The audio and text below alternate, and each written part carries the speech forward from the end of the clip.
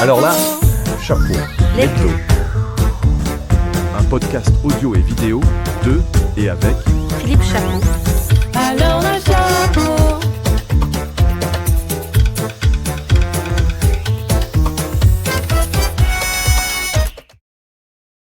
Alors là, chapeau, le podcast qui salue celles et ceux qui font la radio d'aujourd'hui, de demain et d'hier. Et on parle aujourd'hui, alors pas d'hier, mais on va fêter les 20 ans avec Eric Elan, qui est directeur d'Hyperworld. Salut Eric. Bonjour Philippe. Alors on se fait un petit épisode pour les 20 ans de la société, mais aussi parce que Hyperworld, c'est un des leaders de la recherche musicale en Europe. On va parler un peu de recherche musicale. Alors je suis pas un expert, mais j'ai mon associé, Monsieur Brulatour, qui m'a préparé quelques petites questions. Et on va quand même passer au travers. J'aurais peut-être des petites questions de béotien parce que j'ai jamais fait de programmation musicale, mais ça m'intéresse parce qu'on s'occupe aussi un peu de petites radios ici en Corrèze. Donc, peut-être première question, Eric. D'abord, si tu devais un peu résumer en une anecdote un moment où tu as compris que tu faisais vraiment quelque chose d'utile pour les radios avec ce métier que tu as pris et que tu as récupéré après d'autres personnes qui ont lancé cette société dont tu vas pouvoir parler. Mais c'est quoi en fait qui fait que tu trouves que c'est intéressant de faire ce métier-là? Moi, ce que je trouve surtout intéressant et on en est un petit peu fier en fait chez Hyperworld, c'est le feedback qu'on a de nos clients, fidèles ou plus ou moins fidèles, mais en tout cas, on a des clients depuis 2011 par exemple qui nous suivent, avec qui on travaille, et on a toujours cette reconnaissance et cette bienveillance à notre égard, et à la reconnaissance surtout de notre professionnalisme. Alors c'est pas une anecdote, hein, mais là on va réaliser quelques petites vidéos de clients pour notre anniversaire, et ce qui revient le plus souvent, c'est bien entendu la qualité de la prestation, mais c'est aussi le côté humain. Alors que j'essaie de poursuivre l'œuvre d'Henri-Paul Roy et d'Arnaud de Saint-Roman, dans ce côté humain, proximité avec les clients. Voilà, donc c'est un point qui me touche particulièrement. Voilà, c'est le feedback sur la bienveillance et sur la qualité humaine de la relation. C'est au-delà d'aspects techniques, hein, bien sûr. Il faut qu'on fournisse des bonnes données, mais en même temps, voilà, il y a le côté écoute humain qui est super, super présent. Voilà. Et puis, toujours un milieu de passionnés. C'est ça. Alors, cette saison 2025-2026, est-ce qu'il y a une couleur musicale qui se dégage clairement dans les analyses que vous faites chez Hyperworld, ou au contraire, est-ce que c'est une saison atypiquement morcelée? Alors, c'est toujours difficile de répondre sur la globalité, parce que si je prends les données, par exemple, du SNEP ou autres, on est, en fonction des radios, on est plus ou moins éloigné justement de ces top 10, entre guillemets, du SNEP. C'est-à-dire que, en fonction du format de la station, on va forcément être plus ou moins proche en fait de ce top 10. Et puis, la tendance aujourd'hui, en fait, elle est davantage liée à l'actualité. Par exemple, là, en ce moment, on parle beaucoup de Céline Dion. Je ne serais pas étonné, par exemple, qu'on puisse réentendre certains titres oubliés ou un petit peu sortis des playlists dans les jours. Là, d'ailleurs, c'était le cas, on l'a vu. Voilà, c'est l'actualité qui fait surtout l'angle de programmation peut-être d'une station. Alors, pas de toutes, hein. Je ne pense pas que Skyrock demain diffuse Céline Dion, ou à moins qu'il y ait un super remix rap du titre, mais je ne le vois pas bien. Voilà. Mais globalement, c'est un peu l'actualité. Je vois par exemple que Théodora, qui vient de sortir, qui vient de faire beaucoup de scènes là, actuellement, ressort davantage en fait dans les scores qu'il y a peut-être 6 mois. L'actualité d'Aya Nakamura, par exemple, qui va faire des Stades de France, va forcément influer sur la programmation des stations, qu'elles soient partenaires ou pas d'ailleurs, hein, peu importe. Voilà, donc l'actualité influe énormément. Bon, c'est le cas tous les ans, hein. On va dire que c'est pas 2025-2026 n'est pas une saison particulière pour cela. Mais Ouais. en tout cas, voilà, je sais que il y a des effets actus qui sont très importants en fait sur la programmation. Voilà. Est-ce que, les données que vous avez montrent des différences, de goûts musicaux entre, les régions ou, selon des bassins d'audience? Ou est-ce que, la France, elle s'homogénéise? Alors, j'ai envie de dire que la France, voire l'Europe, s'homogénéise. Ah ouais. C'est pas très, En très fait, bon signe quand même. Ça veut dire qu'il y a pas forcément, beaucoup de prise de risque, c'est ça? bah, la prise de risque,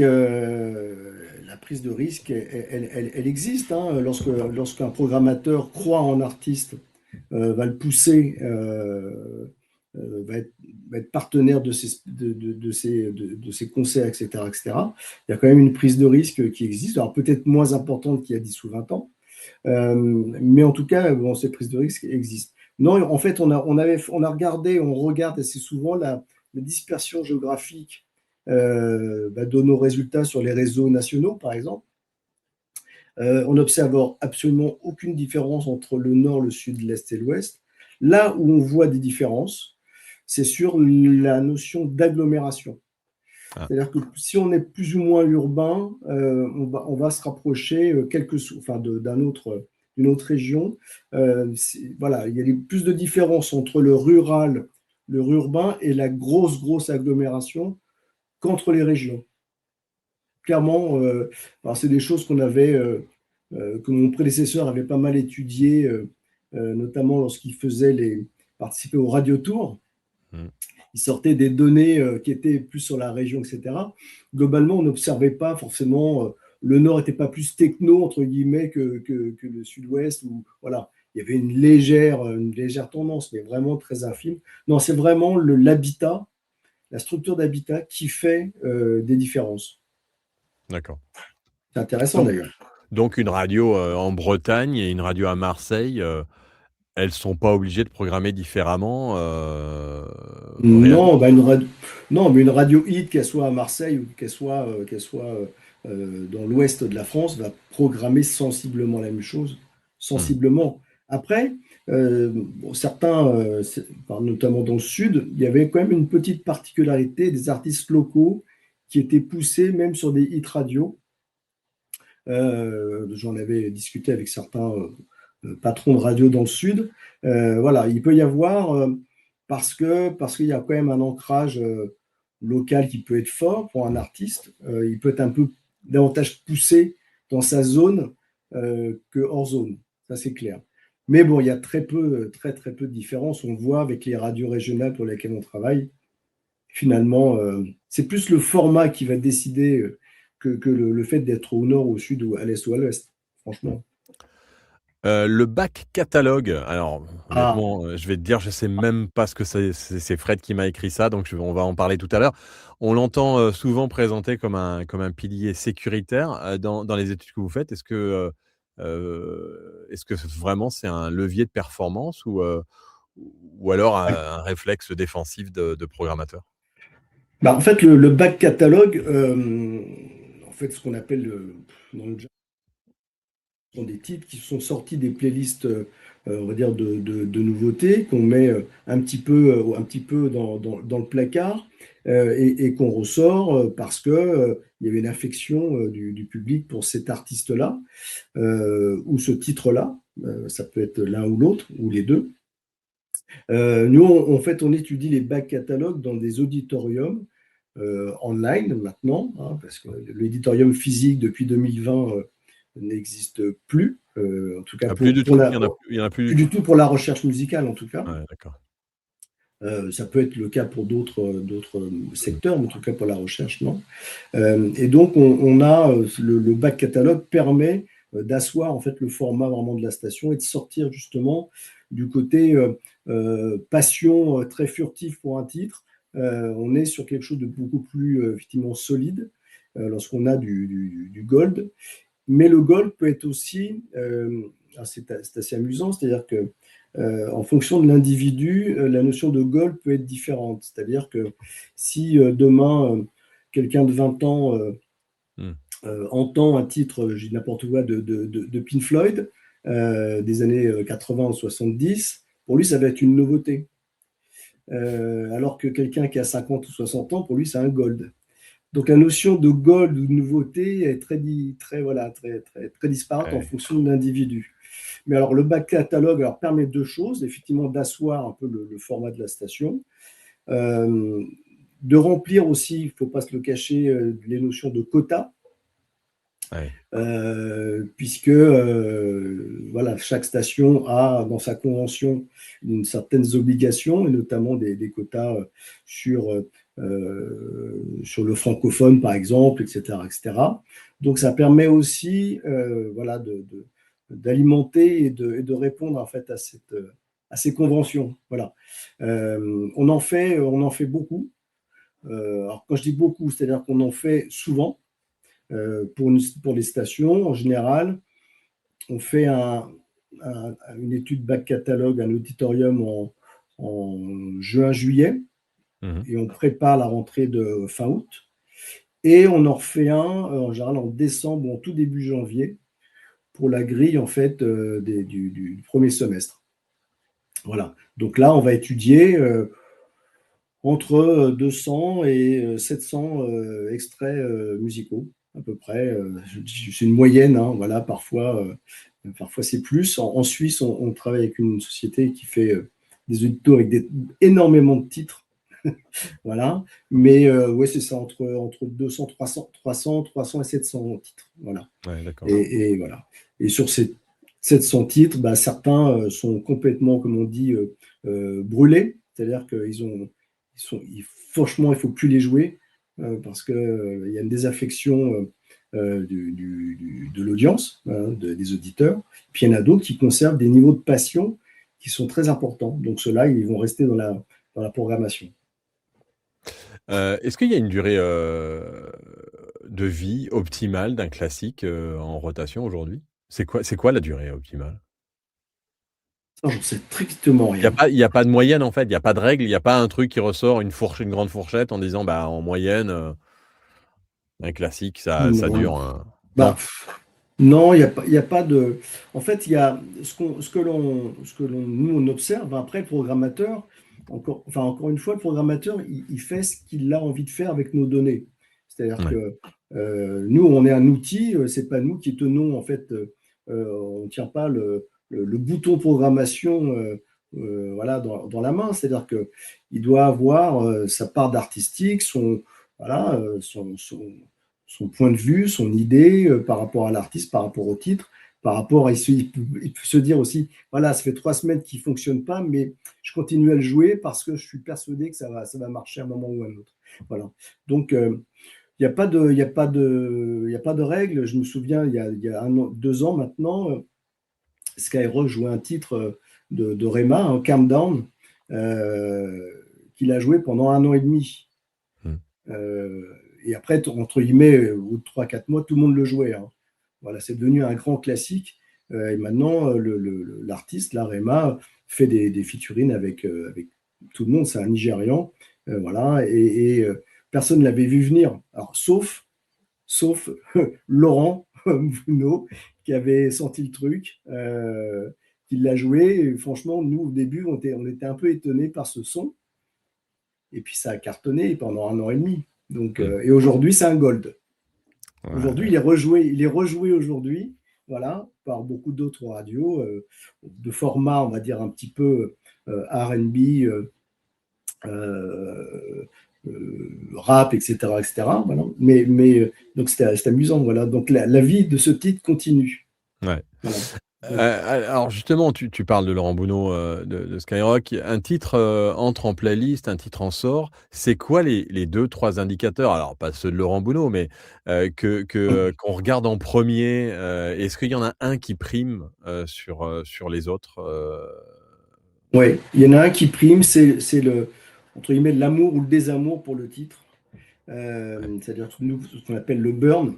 c'est-à-dire que c'est quand le titre est grillé, brûlé, et à contrario, lorsqu'il génère beaucoup de passion. Euh, voilà, ça c'est vraiment l'indicateur clé, Ouais. sachant que, on va dire, pour qu'un titre soit apprécié, il faut qu'il soit joué déjà. Ça, parfois, on oublie souvent que voilà, une nouveauté, une pure nouveauté qu'on va jouer pendant une semaine ne peut pas générer beaucoup de passion, puisque les gens ne le connaissent pas. Donc, Mm. il faut que les gens le connaissent, donc il faut le diffuser, il faut que la notoriété du titre soit importante. Et ensuite, voilà, il y a une courbe de vie du titre. La passion va monter petit à petit, va atteindre des 50-60% de gens qui aiment ce titre. Et puis après, il y a une courbe dans la courbe de vie. Il va y avoir une descente jusqu'au moment où il faudra sortir le titre, puisqu'il ne va plus apporter suffisamment en fait en termes de valeur à la station. Donc, il y a un niveau, alors je ne donnerai pas lequel, voilà, je ne dirai pas lequel, mais il y a un niveau en dessous duquel on ne joue plus les titres. Voilà. Ouais, Ce qui d'accord. ne veut pas dire, qu'il ne ressortira pas en gold 2 ans ou 3 ans après. Mm. Le streaming, ça influence les indicateurs ou pas? Est-ce que aller regarder un peu ce qui se passe sur les plateformes, c'est pris en Alors, compte? non, mais ça influence forcément les programmateurs. Oui, les programmateurs, mais pas les indicateurs. Mais en tout cas, nous, nos indicateurs, non, parce que Mm. nous, ce que l'on fait, c'est qu'on interroge les gens qui sont auditeurs de la station ou avec le même profil, pas forcément auditeurs très réguliers de la station, mais qui ont à peu près le même profil et qui vont écouter plutôt des stations, on va dire, concurrentes de la station pour laquelle on travaille. Donc, euh, non, il n'y a pas de... D'accord. Non, nous, on n'observe pas ça. On se dit de toute façon, si un titre cartonne en fait sur les réseaux, etc., sur Spotify, Deezer et autres, euh, quelque part, il y aura forcément un écho en radio. euh, et donc, ça va forcément pousser le titre davantage en termes de notoriété. Mm. Après, c'est pas parce que le titre va faire des très très gros scores en fait sur les plateformes. On sait parfois aussi que c'est un peu tronqué, que forcément on va forcément avoir des taux de passion importants sur nos études. Enfin, c'est pas lié. On n'est pas Ouais, lié. ouais, ouais. Et On puis regarde, mais voilà. des taux d'achat, de clics et de vues, sur le digital. On n'en parlera pas. Je ne suis pas Heu, spécialiste de la question. c'est quoi les bénéfices, concrets d'Hyperworld pour un programmateur? Au-delà de la validation, est-ce que les outils changent vraiment, la façon dont ils prennent leurs décisions? La façon dont ils prennent des décisions, non, je pense pas. Je pense que, enfin, ça reste malgré tout un métier artistique, hein. Euh, donc, ils se servent. Bien sûr, ils regardent, sinon on n'existerait pas. Donc, que ce soit nous ou nos confrères. Mais oui, ils regardent. Mais on leur dit tout le temps, mais regardez, mais ne décidez pas à partir de cela.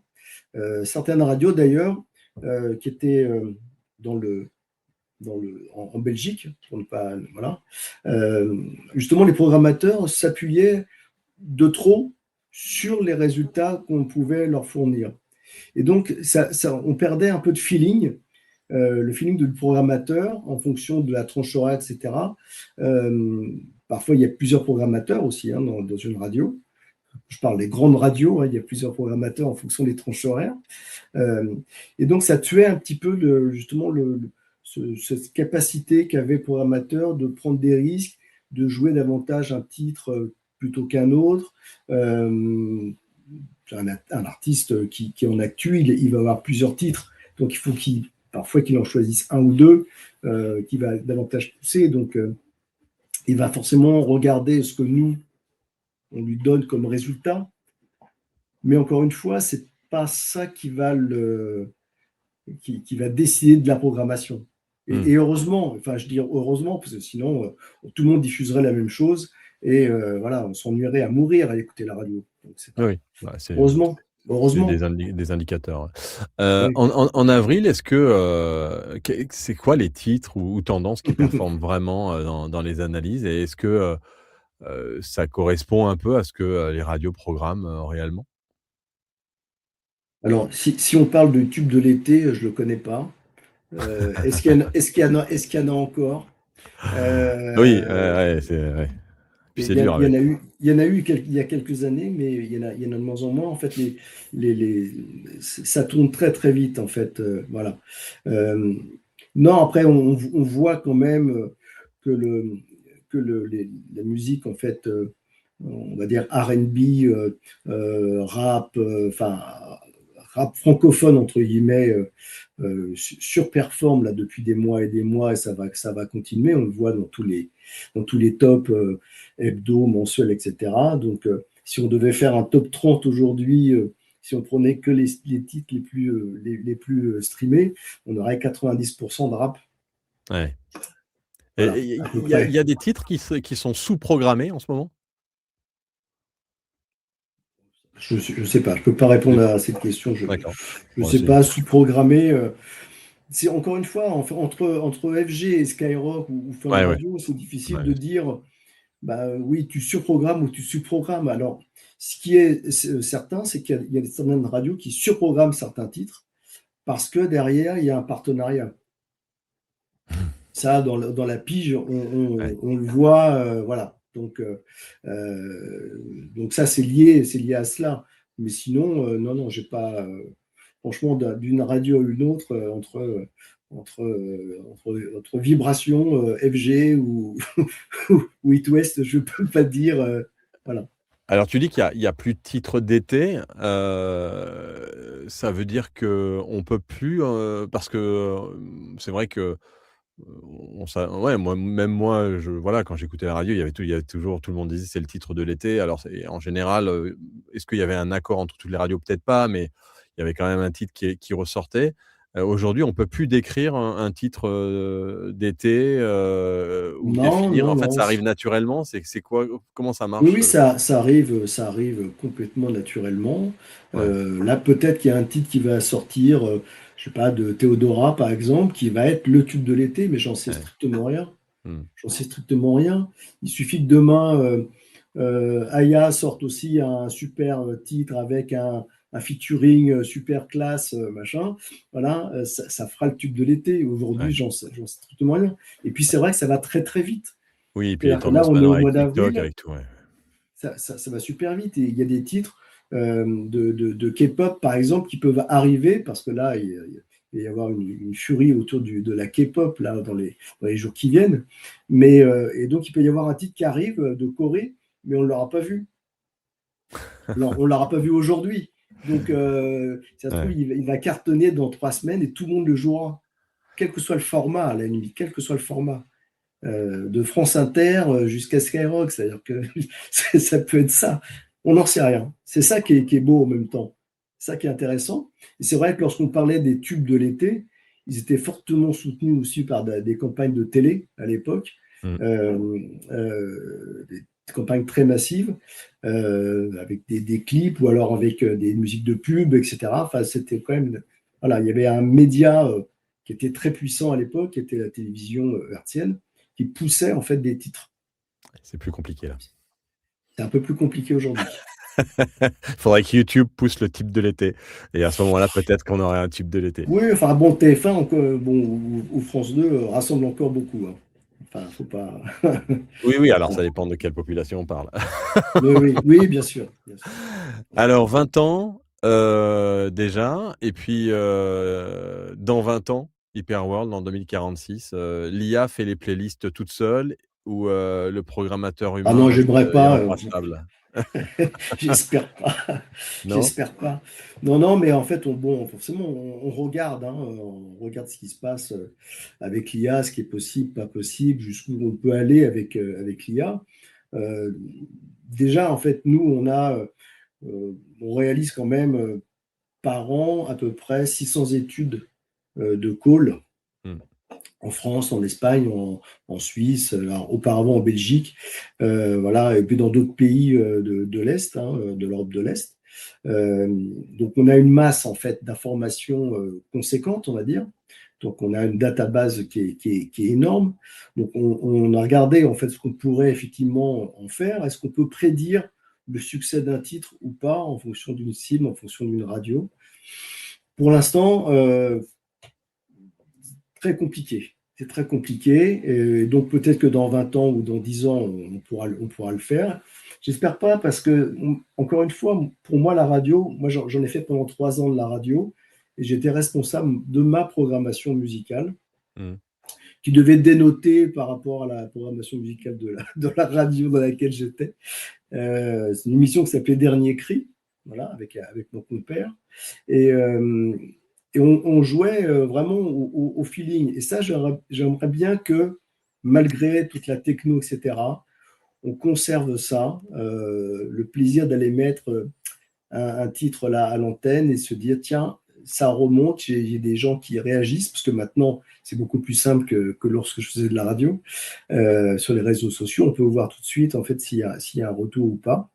Donc, voilà. Et puis bon, moi, j'ai passé beaucoup de temps à La Réunion, donc j'ai soutenu des radios très locales là-bas, qui font avec une programmation essentiellement locale aussi, avec une production locale.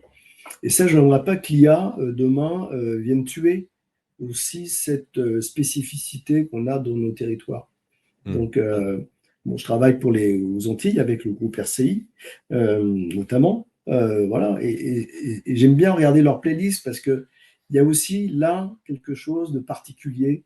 Je ne pense pas que voilà. Bon, peut-être que dans 20 ans, j'en sais rien, je serai très très vieux et voilà, mais j'espère pas en tout cas que la technologie, l'IA et autres prennent le pas sur l'artistique. Voilà, ça j'aimerais pas.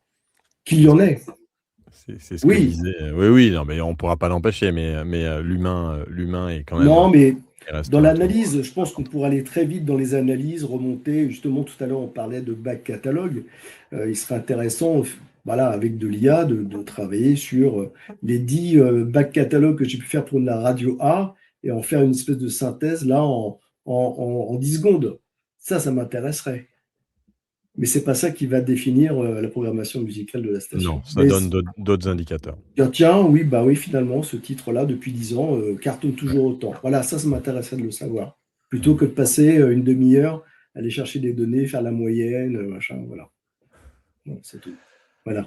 Les 20 ans donc, raconte-nous un Ouais. peu et puis où est-ce qu'on va pouvoir, récupérer un peu toutes les voilà, voilà, savoir comment vous avez fêté ces 20 ans? On va le faire. Alors nous, on est toujours une société d'études, donc on est relativement discret dans ce Ouais. qu'on propose en termes de visibilité. Donc on va être très présent dans la lettre pro, en fait, sur l'ensemble des supports en fait de la maison HF.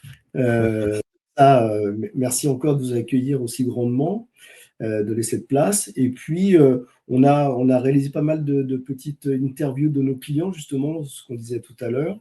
On va diffuser ça sur les réseaux professionnels, hein, LinkedIn. Mmh. Et puis on va, si on va faire des goodies, enfin des choses comme ça, voilà, de manière très, très B2B, de manière très classique. Et puis comme on n'a pas non plus énormément de moyens, on va pas réserver la Défense Arena pour fêter ça.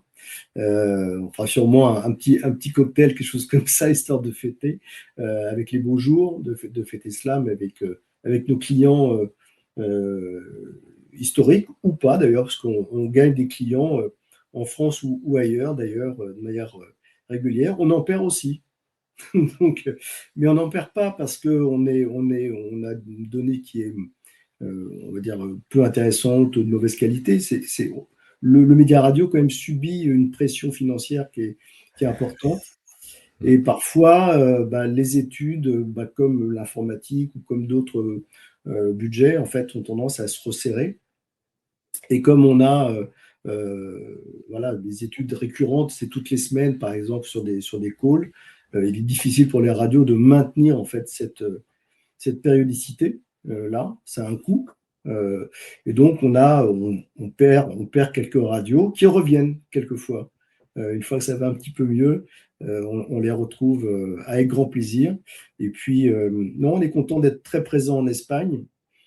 On avait un représentant de qualité en Espagne pendant de nombreuses années. Donc, on est très présent sur les 3 grands groupes de radio espagnols. Les grands groupes de médias ont été présents au Portugal aussi, grâce à lui. Donc voilà, on renouvelle aussi, voilà. Et puis l'international, c'est aussi tous les pays anglo-saxons et scandinaves.